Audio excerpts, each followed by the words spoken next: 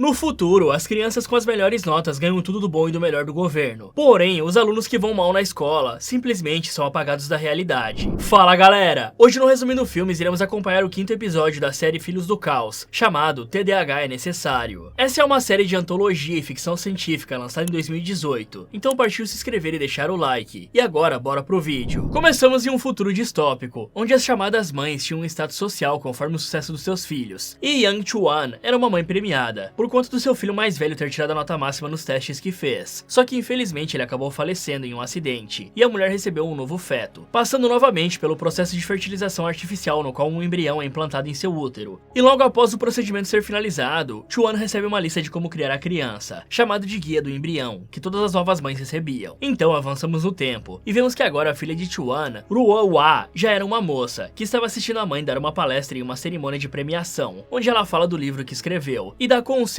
para outras mães fazerem dos seus filhos astros. E quando uma mulher da plateia pergunta a ela sobre o segredo do sucesso, Chuan hesita por um instante, antes de responder que o segredo era o amor. Já em um laboratório, dois homens do alto escalão do governo discutem sobre o aumento do número de crianças narcolépticas, e um deles questiona se já acharam um motivo disso acontecer. Aí ele é respondido que não. E ainda houve que 131 casos tinham sido registrados por todo o país, sendo que desses jovens, ninguém jamais despertou. Nessa hora, o Dr. He entra no local, dizendo que curiosamente todos os narcolépticos tinham ido mal nos testes, e ele percebeu que aquele diagnóstico era apenas uma forma de se livrar de quem o governo julgava incapacitado intelectualmente. Contudo, ele não é levado a sério e é dispensado de suas funções, sendo dali arrastado pelos seguranças. E pra quem não sabe galera, narcolepsia é um distúrbio do sono, caracterizado pela sonolência excessiva durante o dia, mesmo após ter dormido bem durante a noite, ou também episódios recorrentes e incontroláveis de sono durante as horas normais da vigília, geralmente com episódios súbitos e temporários de fraqueza muscular. Outros sintomas desse distúrbio incluem paralisia do sono, sonhos vívidos e alucinações ao adormecer ou acordar. Mas continuando, mais tarde, Chuan está caminhando com a sua filha na estação indo para casa, quando elas veem diversas crianças que tiraram notas baixas nos testes, sendo levadas juntos de suas mães para algum lugar. De repente, uma mulher surge correndo até uma menina com uma marca vermelha no rosto e atira dali, gritando para todos os outros que eles deveriam fugir também, ou seriam destruídos. Isso causa uma grande confusão, fazendo com que o lenço que Chuan sempre carregava amarrado no pescoço caia no chão. E Ruo, como uma boa e obediente filha, se oferece para lavá-lo no banheiro. Assim, no banheiro da estação, a menina acaba sendo abordada por Lin Na, que demonstra saber o nome dela, o que lhe deixa bem surpresa, mas a mulher tenta tranquilizá-la, ao dizer que era uma conhecida do seu irmão Ru Jie. Lin Na então entrega a jovem uma chave, dizendo que aquilo iria protegê-la, e aconselha Ruo a não ser tão obediente assim. Então a menina sai do banheiro e corre direto para contar à mãe o que houve, mas a Chuan estava muito interessada na notícia que estava sendo anunciada no telão e pede um momento. Aí Ruo vê algo sobre a idosa de agora há pouco ser a mãe do Dr. He, que foi acusado de liderar um grupo de rebeldes tendo sido preso e condenado por conta disso. E o repórter ainda fala que os rebeldes continuavam na ativa, realizando diversos ataques secretos, mesmo com a prisão do líder. Além disso, eles culpam Lin Na por aquilo, pois nessa sociedade, se um filho se desviasse do caminho, a mãe era responsável. Por isso, a idosa que tinha sido a primeira no país a receber uma medalha de ouro pelos feitos do filho, teve a honraria retirada, caindo em desgraça. Após assistir a tudo isso, Ruo acha melhor guardar o encontro no banheiro somente para ela, e diz para Chuan que esqueceu o que queria falar. Em casa, vemos Ruo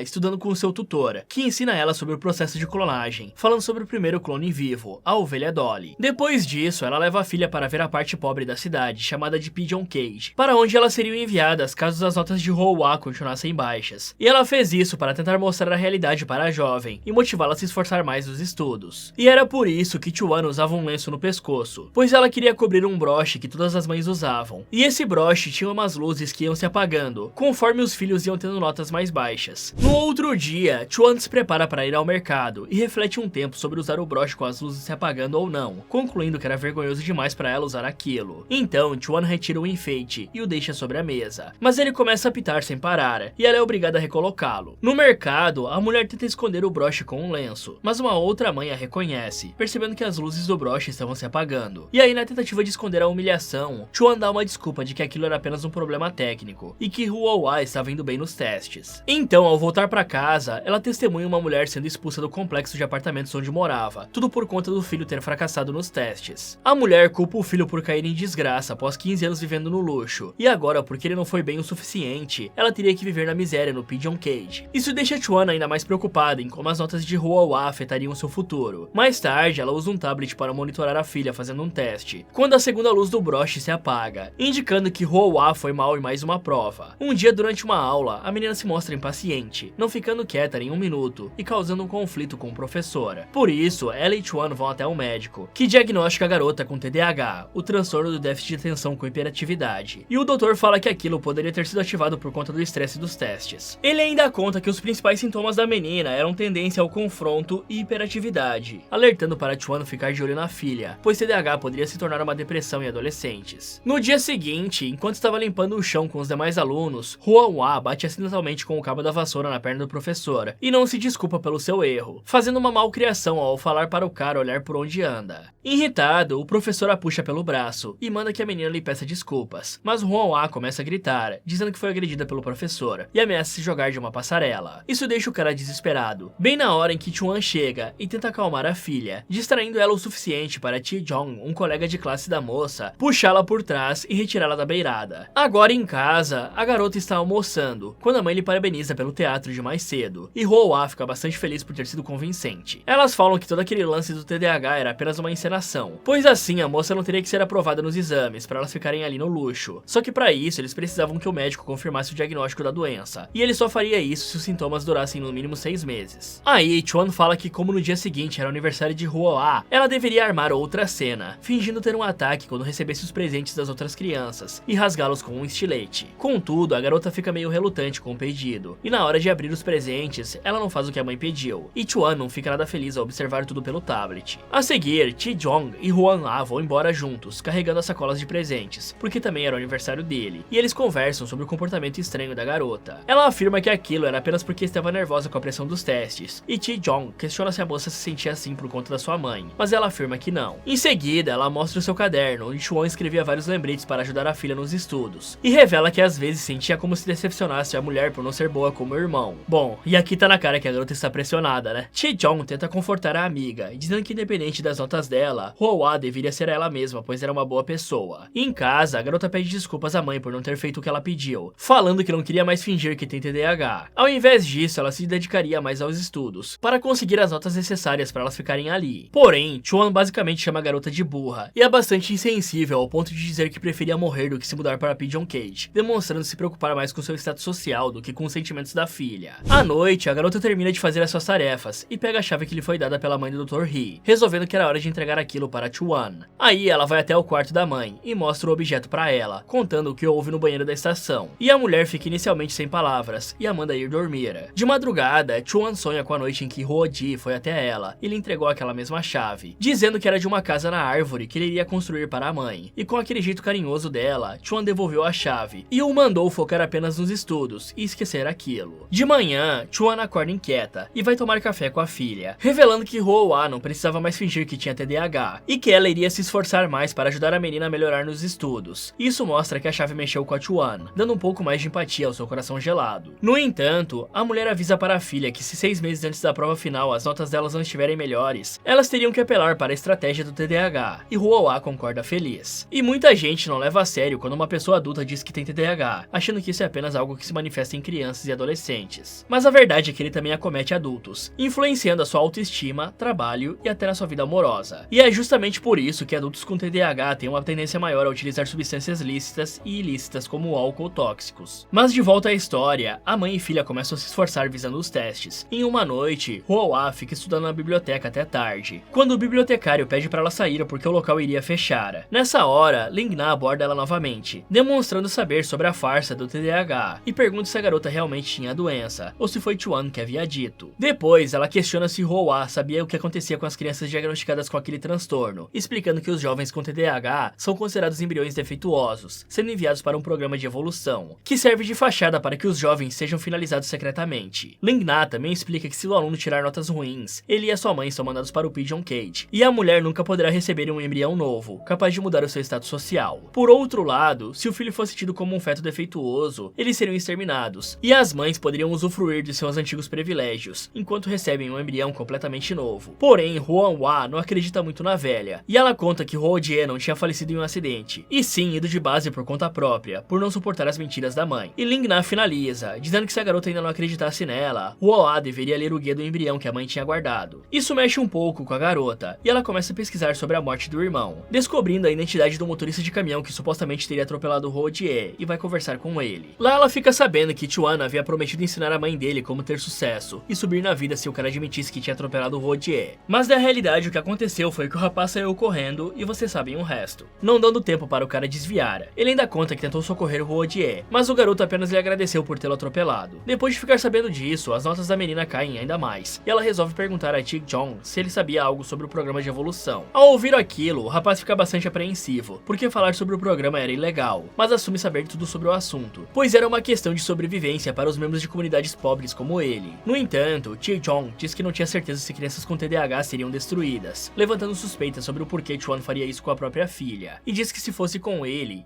fugiria dali. Longe dali, Chuan está vendo tudo pelo tablet na hora em que a última luz do broche se apaga. Então ela decide ir até a humilde casa de Tae-jong e encontra a mãe do rapaz limpando o altar dedicado ao Dr. Hee. E assim que vê o garoto, ela exige que ele se afaste da sua filha, mas a mãe de Tae-jong defende o filho, alegando que ele pode falar com quem ele quiser. Em paralelo, Hoo-ah fica muito assustada com tudo que descobriu nos últimos dias e resolve fugir de casa na esperança de sobreviver, chegando até a casa de Tae-jang, onde a mãe do garoto a recebe de braços abertos. Ela leva a garota até um acampamento secreto que Ling-na tinha criado após a execução do seu filho, e onde estavam várias outras crianças que seriam descartadas pelo governo, inclusive a menina da mancha no rosto. Lá também estava Tae-jong, que fica responsável por mostrar o acampamento para Hoo-ah, onde todos tinham uma habilidade. Tinham as pessoas que gostavam de cozinhar, as meninas que sacavam muito de flores e o grupo que pintava. A questão era que todos ali tinham algum talento, mesmo que o governo os julgasse incapacitados, e Hoo-ah fica muito deslocada por conta de ser a única ali que parecia não ter nenhuma habilidade. E isso não fica mais fácil para ela, nem quando Tae-jong tenta tranquilizá-la, dizendo que logo a menina também descobrirá o seu talento. Então, Hoo-ah aproveita o momento em que todos estavam se preparando para comer e foge dali para voltar para casa, deixando uma carta expressando a gratidão e explicando ao garoto o motivo de ter feito aquilo. E a fuga dela da casa da mãe não durou nem um dia, hein? Já em casa, Chuan repara que a filha estava suja e descabelada, mas não dá muita atenção àquilo, a chamando para jantar. E a garota se senta na cadeira pedindo para a mãe pentear o seu cabelo. É aí que Hoo-ah dá uma coringada, começando a chorar enquanto pede desculpas por decepcionar a mãe, repetindo várias vezes que iria estudar mais e dar um jeito delas ficarem ali. Em seguida, a garota questiona Chuan se ela a amava, e por mais que fique emocionada, a mulher fica calada e não responde, mas abraça a filha. Mais tarde, Hoo-ah está chorando no banheiro, enquanto a água cai no chuveiro, quando ela começa a se sentir mal e tenta se arrastar até o lado de fora, mas termina desmaiando. No hospital, alguns enfermeiros questionam Chuan se algo assim já tinha acontecido antes, e a mulher fala que a filha foi diagnosticada com TDAH. Simultaneamente, Hoo-ah desperta e começa a falar enlouquecida que não queria ser finalizada, revelando todas as tramóias da mãe para que ela fingisse ter TDAH. Aí, Chuan entra no quarto, mas a garota já tinha coringado total implorando por sua vida, e enquanto os enfermeiros prendem Hoo-ah na cama e dão um diagnóstico de transtorno delirante para ela, Chuan chora do lado de fora. Com isso, Hoo-ah é declarada como um embrião indefeituoso e levada para ser destruída. Então, voltamos para a cena onde Chuan ignorou o questionamento da filha, respondendo a pergunta dela com outra pergunta, querendo saber se a garota a amava, e ouvindo que sim, concluindo que aquilo seria suficiente. No presente, Hoo-ah chora ao se lembrar disso e solta um obrigado, indicando que a jovem tinha feito todo aquele show para salvar a mãe de ir para Pigeon Cage. Um tempo depois, Chuan recebe um novo feto junto com o guia do embrião, só que ela termina sendo dopada e despertando dentro de uma das cavernas que servia como entrada para o abrigo das crianças. Nessa hora, Ling-na surge acusando a mulher de ter finalizado Hoo-ah, mas Chuan retruca, dizendo que a garota entendeu que era melhor morrer do que viver na vergonha. E aí a senhora revida, falando que tinham vários contatos dentro do governo, pois nem todos estavam felizes com o rumo que as coisas iam, e que o feto que foi implantado em Chuan teria vindo de um trabalhador imigrante, de forma que era provável que essa criança não fosse tão inteligente quanto ela esperava. E essa tiazinha aí é bem preconceituosa. É claro que a Chuan não acreditava nas palavras de Ling-na, e a idosa fala que ela teria resposta dali a 15 anos, lembrando que nessa época, Chuan estaria muito velha para ter outra chance. Ela também tenta fazer de Chuan uma informante, mas a mulher era totalmente pró-sistema, e se recusa afirmando que a maioria escolheu um mundo assim, e a minoria como Ling-na não conseguiria mudar aquilo. E para finalizar, Chuan fala que o governo monitorava todos os seus passos, por isso o lado dela tinha vencido a guerra. Mais tarde, ela volta para o seu luxuoso apartamento, com todos os seus privilégios, enquanto escreve um novo livro, e a sua barriga vai crescendo cada vez mais. Chuan também tem um flashback com Hoo-jae, falando que queria ser carpinteiro, pois era isso que ele gostava. Mas a mãe queria que ele fosse um cientista, e controlava toda a sua vida. Por isso que o garoto ficou deprimido e fez aquilo. Já as crianças do acampamento secreto de Ling-na foram todas pegas pelos policiais, e a mãe de Tae-jong chora ao perceber que o filho foi um deles. E o episódio se encerra com Chuan divulgando seu novo livro, ainda surfando na onda do sucesso de Hoo-jae, e olhando para a câmera falando que devemos amar a nós mesmos, porque sempre há um jeito. Fala galera, vocês se sacrificariam pela sua mãe? Me contem aqui nos comentários. E se você quiser ver outros vídeos aqui do canal, é só clicar em um desses que tá aparecendo na tela. Muito obrigado por assistir e até o próximo.